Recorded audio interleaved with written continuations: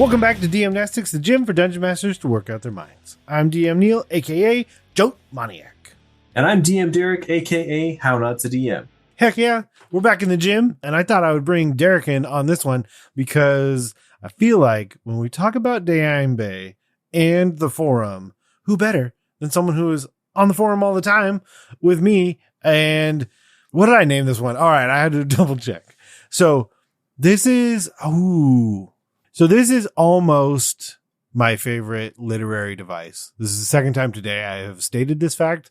First time on a recording, but certainly not the first time on this podcast, because my favorite literary device is the portmanteau. And we're dangerously close to one right here, because today's episode is going to be Shadowfell through. Oh, this is like, okay, I think this is because my kids keep watching Wheel of Fortune a bunch, because my in-laws keep watching Wheel of Fortune a bunch with them.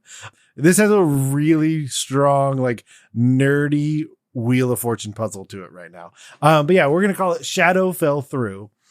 And it's simple. The idea is to take something in your world. Obviously, we'll be using Dayeimbe as our reference point and putting it in the Shadowfell.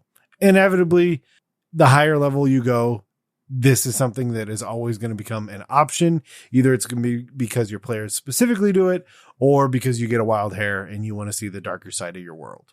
Yeah. For those listeners who are unfamiliar with what the Shadowfell is, a cultural touchstone that you can use is the Upside Down from Stranger Things. They basically tore that idea directly from the edition of Dungeons and Dragons they grew up playing. And so anytime there is, a place in the real world in Hawkins, Indiana or elsewhere, there is a shadow version of it, which is populated with monsters and rot and decay, etc. And that's really like kind of the analog for the Shadowfell that they used. So that's exactly what we're going to talk about today. And we had a few folks like you said, in the forums chip in with their great ideas for the Shadowfell in Dayeimbe. Yeah, and if you don't know, listener, if you head over to our Discord eventually did kind of what it tends to do and swallowed the idea of something else and implemented it, and they have added a very forum style option within Discord so that certain conversations are a lot easier to track. So we've been leveraging those so that you can go back through a lot of the previous DM-Nastics that are on there. And we got 4 questions this time around, one of which is always going to be very open-ended. But the first one is, what does the area look like in the material plane? So basically, so that we can have that conversation back and forth, let us know what we're working with. What is the most notable change in the Shadowfell version? And what do the PCs need to do in this Shadowfell version? So if you're there, we got to have a reason. And as always and forever, you do you. All right, let's lift those mental weights. Lifting weights is what I do. Look at me. Lift these weights. So we got a couple really long and really well done ones on the forum. Okay, so we're going to have a conversation because we had a conversation in our office hours. And I'm not going to lie to you. So I had seen this username for a long time before you did. And I don't know how long it took me to figure out what it took you. No time at all to figure out. So I will let you go ahead and mention the first one, because I'll tell you, you say what it is, and then I'll say what I thought it was. And then we can just talk about that for a quick second, because that's very funny. Well, so our friend Feamor, I initially read it as iron armor because I was adding another R into the amor part, but it is iron amor. Yes. It just took me a second to convert that in my head. But yeah, I initially called him Iron Armor, so apologies. But yes, the first entry there. Yeah, I thought he loved elves, if we're being honest with each other, because I kept reading it in my head. Certainly did. There's no Y. It's not there. But you added an R, I added a Y, and in my head it was just Feamor. And it was fine to me, and it was totally okay. And eventually I was like, that doesn't make any sense. And then it just clicked. So, yeah, big fan of how long it took me to realize what it was. You were right about the amor, and I was right about the iron, and that's all that matters. Between our two brain cells, we figured it out. One that is easy to read because they are words that I am very familiar with is none other than Letter Lost. So yeah, definitely head over to the forums and check both of those out. But we are going to dive into the world of Dayeimbe and shove some stuff into the Shadowfell. There is a giant version of the map behind me as my background, which you cannot see, dear listener. And I sent Derek an unreasonably sized file for him to peruse as well. I can see it. I can see it all. So was there anywhere in the world that stood out to you that you wanted to force into the Shadowfell? Yes. Based on the awesome image that was part of the prompt, I'm not sure where you got this image, but it is a set of adventurers. They've got a torch. They are on a really rocky outcropping pathway that is winding its way around a cliff face. And off in the distance, you see a rickety old rope bridge that crosses over to a spire that is coming out of the middle of this canyon with some kind of, desecrated and crumbling keep at the very top of this spire.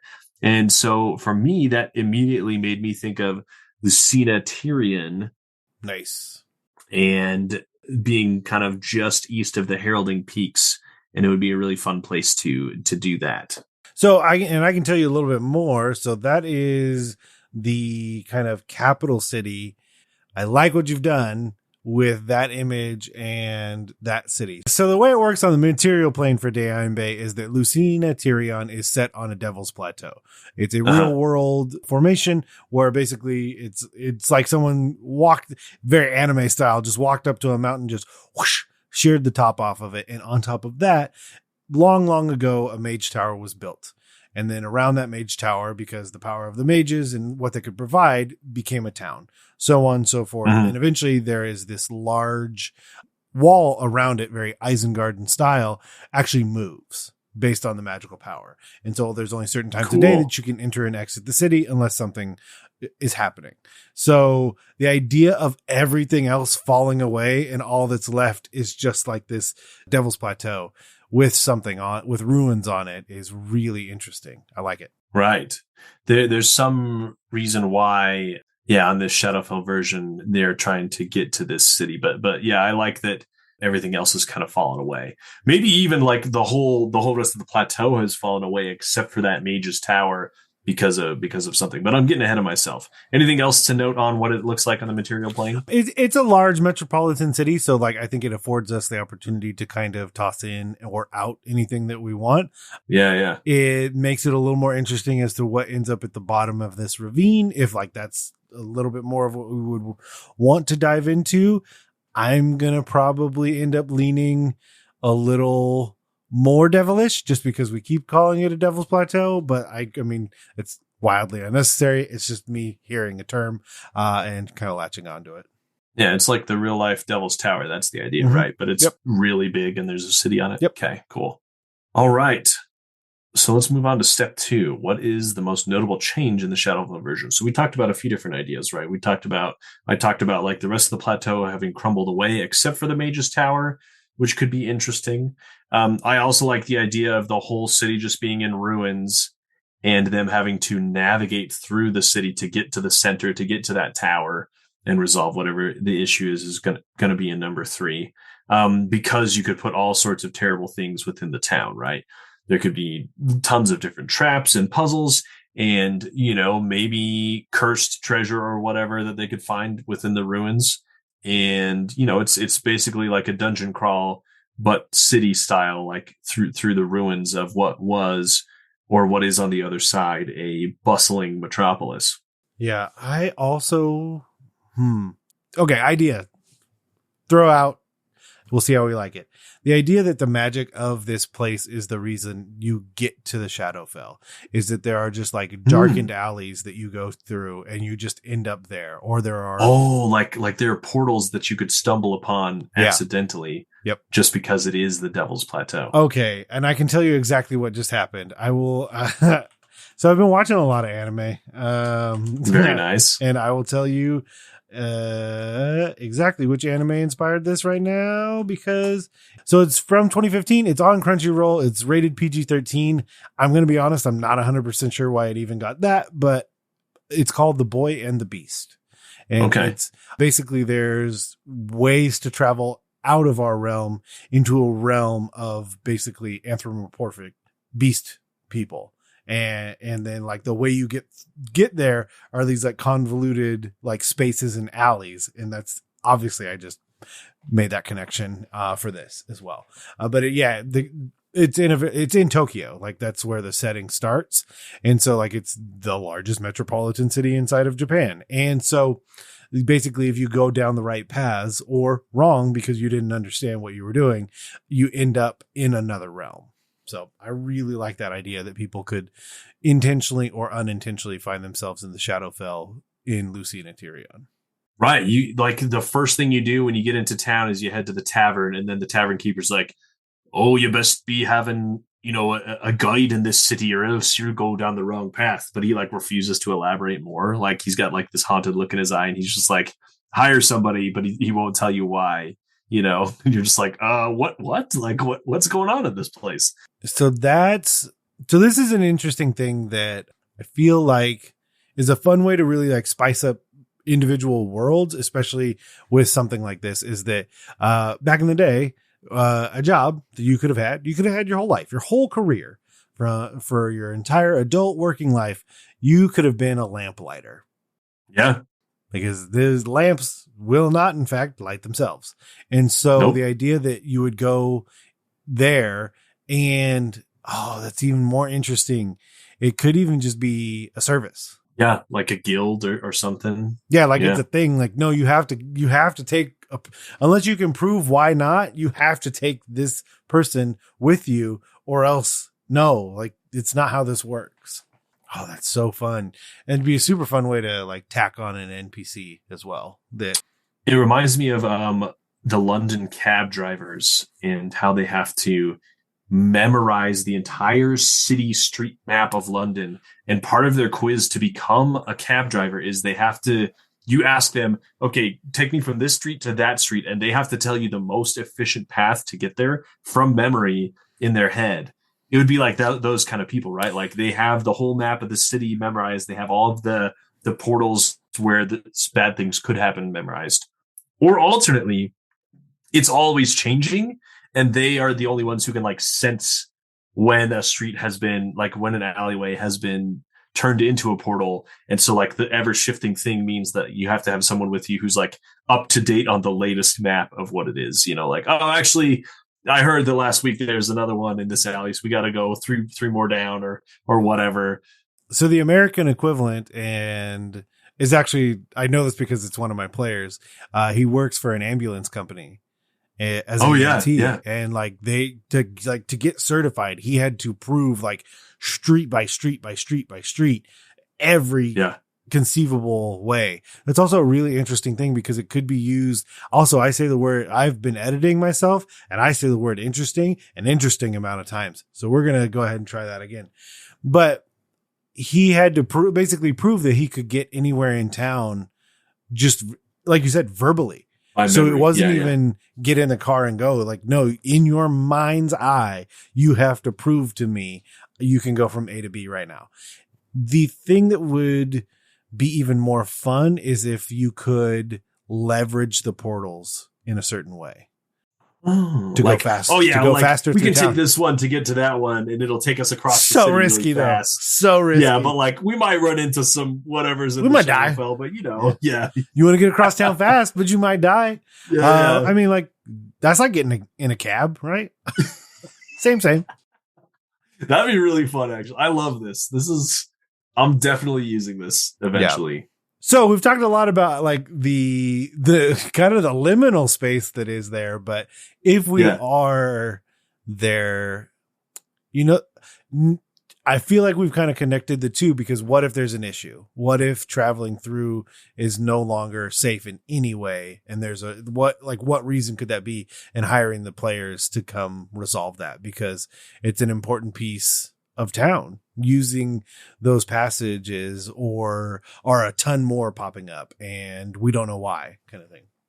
Here's what I'm thinking. It's like the Hogwarts staircases where all of a sudden like the streets have begun like disconnecting and shifting around. It's like an MC Escher painting where like everything is just moving and Doctor chaotic Strange. and like The portals are like changing position constantly all of a sudden because of something.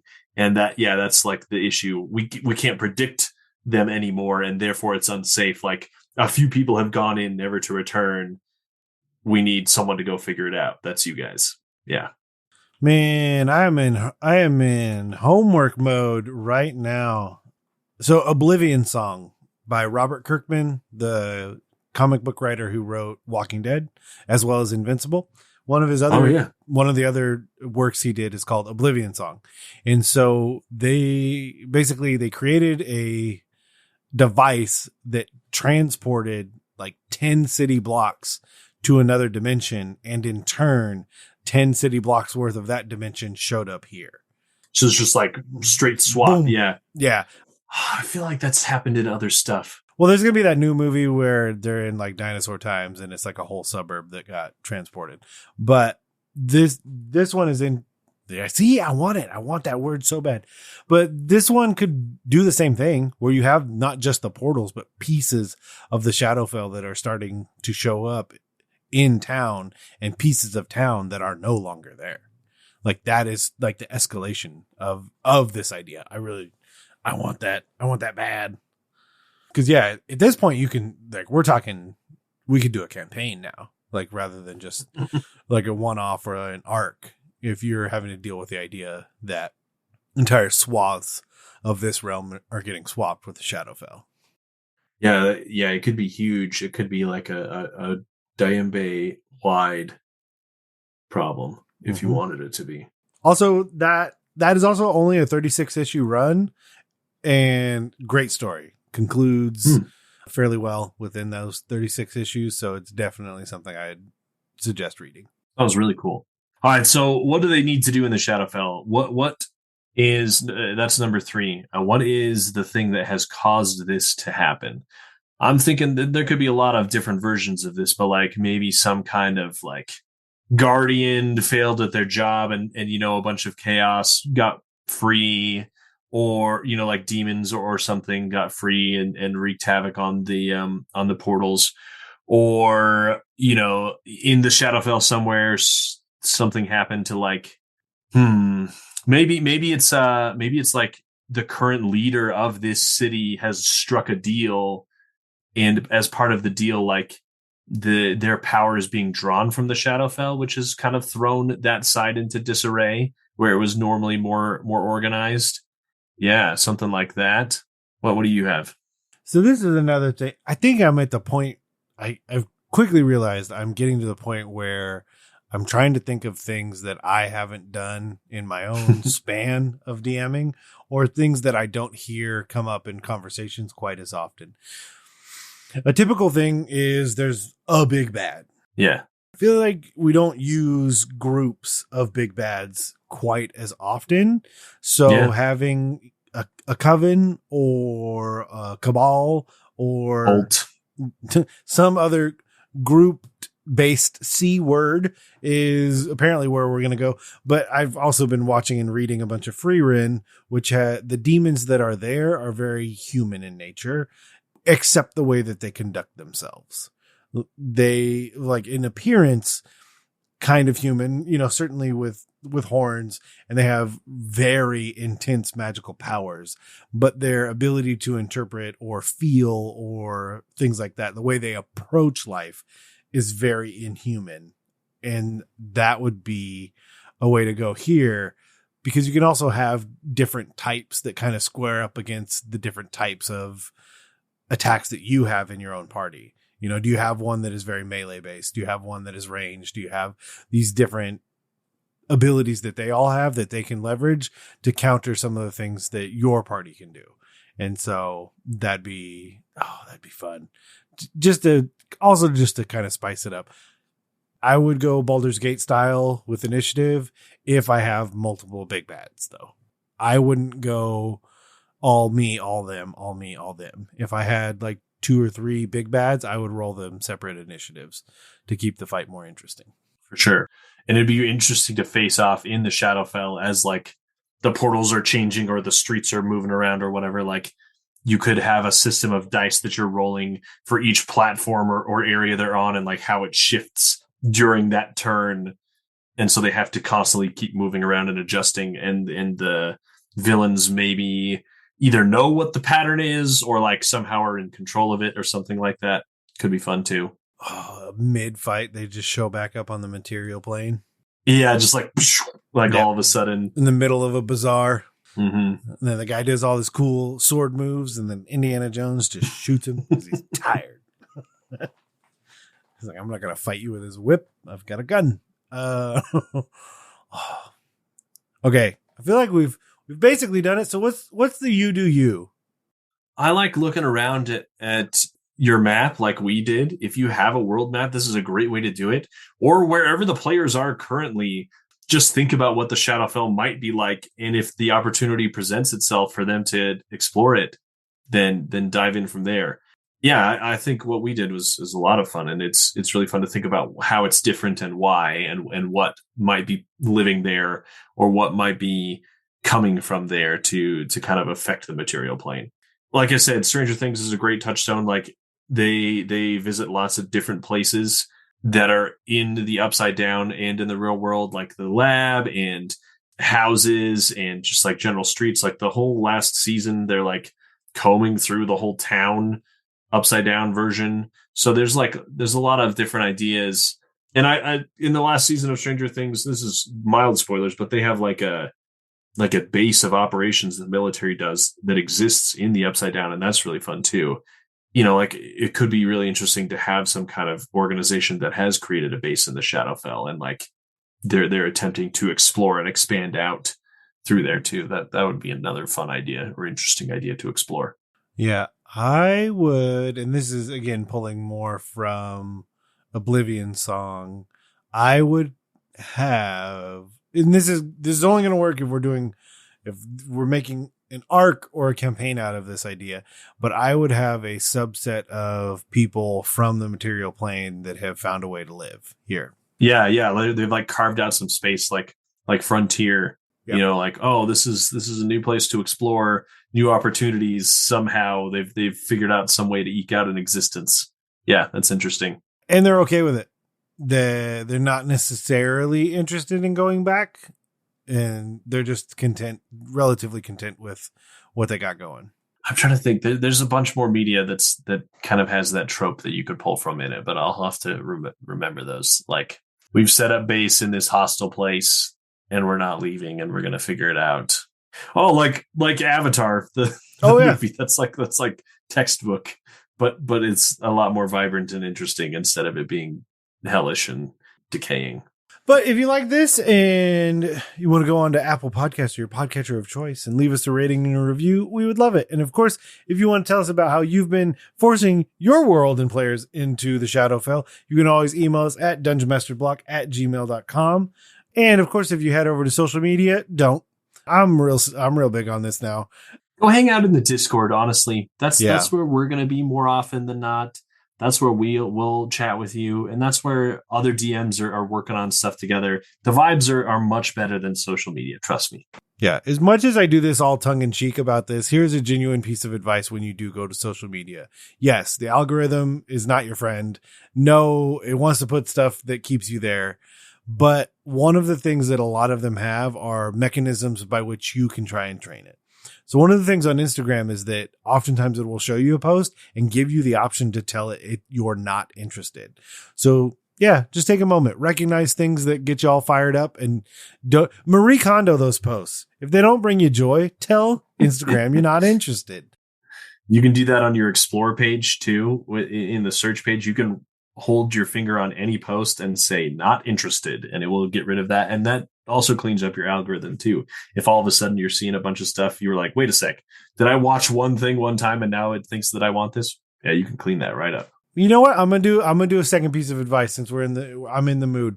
If you use YouTube as your method of watching things, as I tend to do, like if we were going to pick like the thing I watch the most, it is most likely YouTube.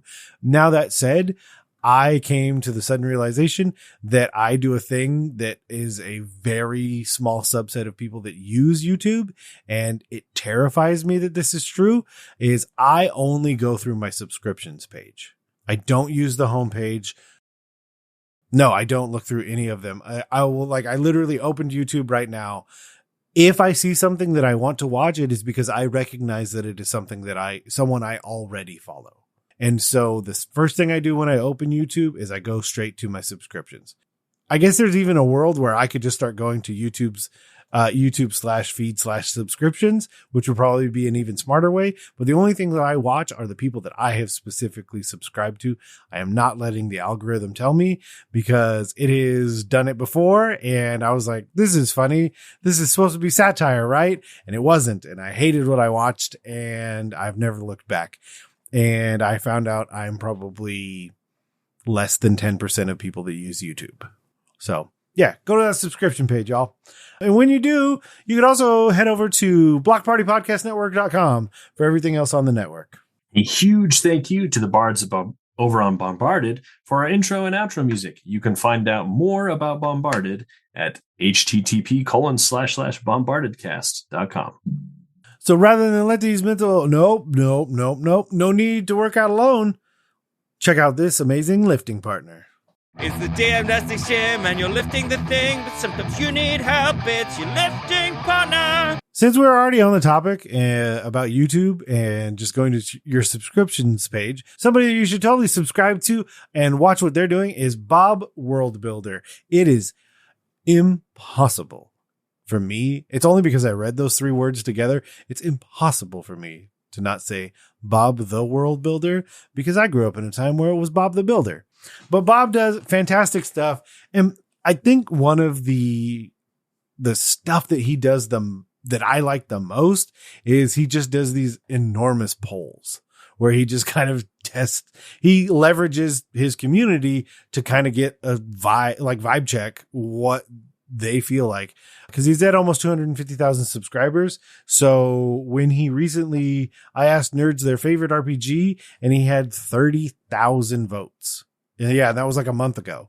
So these are this is the kind of stuff that I, talk about nerdy. Good. We're in like nerdception right now. So TTRPG channel that's asking TTRPG people what their favorite TTRPG is. And now we're on a TTRPG based podcast talking about it. This nerdception at its finest. But again, he has great stuff all around, but for me personally, the stuff that I'm drawn to the most are the ones where he just polls an enormous community and gets a wild level of response. Head on over. One of the nicest people in the community as well. He's also not afraid to pull punches is another thing that I've noticed. He's almost like a week later, he asks, is D&D out of ideas? Because we're back in Ravenloft. So I think because of the one, he does the other really well. He's going to pull people to figure out what they're looking for and then kind of lean into those certain things. And so I'm sure that he was seeing some vocal element of the community that is saying, do I have to fight Strahd again?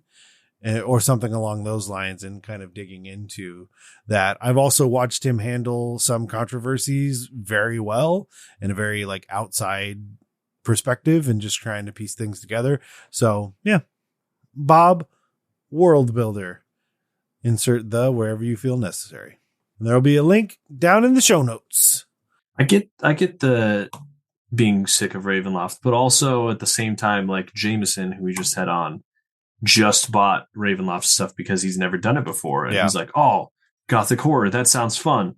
So I get why they're doing it. Yeah, it's hard to say no, but at the same time, it's been a lot. So I get it. I get it from both perspectives. But with that, we'll turn out the lights and head out of the gym.